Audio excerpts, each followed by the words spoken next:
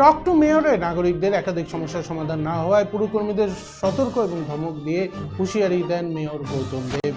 প্রতি শনিবারের মতো এই শনিবারও টক টু মেয়র কর্মসূচি পালন করেন মেয়র গৌতম দেব। শহরবাসীর যথারীতি তাদের একাধিক সমস্যার কথা তুলে ধরেন। এদিন এমন কিছু অভিযোগ আসে যে অভিযোগ শহরবাসীরা আগেও করেছিলেন, অথচ তার কোনো সুরাহা হয়নি। তার মধ্যে রয়েছে একাধিক ড্রেন, কালভার্ট, রাস্তার বেআইনি বিল্ডিং এর সমস্যার কথা। পুরকর্মীদের এই বিষয়ে মেয়র জিজ্ঞাসা করলে তারা মেয়রকে সন্তোষজনক জবাব দিতে পারেনি। তখনই মেয়র পুরকর্মীদের উপর ক্ষিপ্ত হয়ে ওঠেন। পুরকর্মীদের এদিন মেয়র কড়া হুঁশিয়ারি দেন, মানুষের সমস্যার সমাধান যে কোনো মূল্যে করতে হবে। তিনি পুরকর্মীদের বলেন, মানুষের সমস্যার জন্য এখানে ফোন করে, তা দেখে শুনে সমস্যার সমাধানের চেষ্টা করাটা প্রধান লক্ষ্য। তা না হলে টক টু মেয়র কর্মসূচি বন্ধ করে দেওয়া হবে বলে হুঁশিয়ারি দেন মেয়র।